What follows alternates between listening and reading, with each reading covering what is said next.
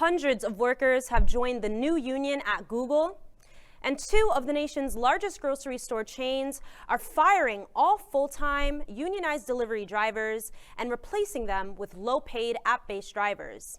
And fast food workers in New York City win historic victories for job security.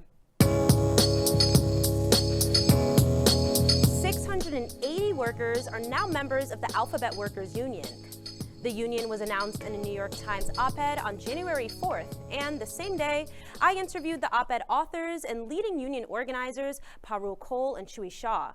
The organizers explained that membership is open to all Google and Alphabet workers, including those who don't work in tech, part-time and temp workers, contractors, and vendors.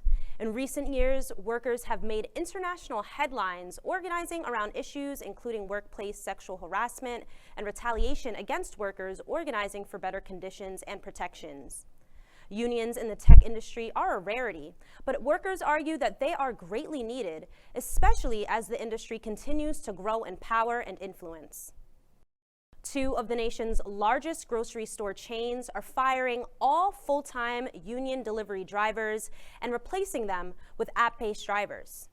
California-based chains Vons and Albertsons are doing exactly what many labor activists and workers predicted following the approval of State Proposition 22, which exempts app-based companies from classifying their workers as employees.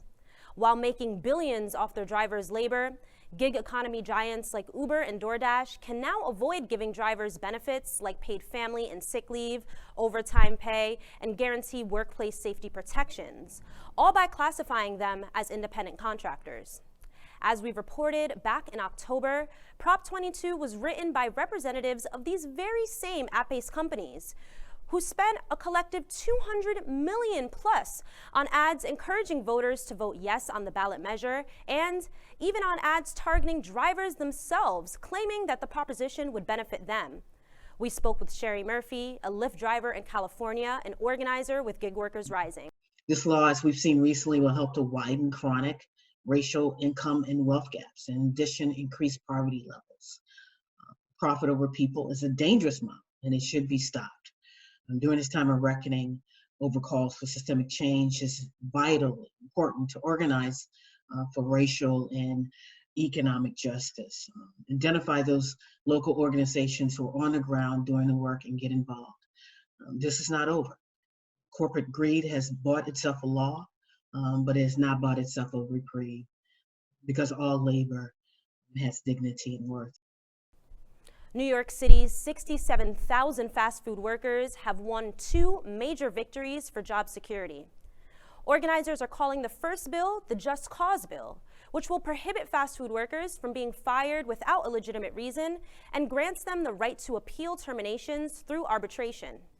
The second bill will require all layoffs to be based on seniority. Mayor Bill de Blasio signed both bills into law last week after they were approved by the City Council back in December. This is huge for an industry characterized totally by baseless and random firings. According to a survey done last year, 2/3 of workers fired from fast food jobs in New York City said they were not given any reason. New York is the first American city to provide this kind of job security to workers in a major non-union industry.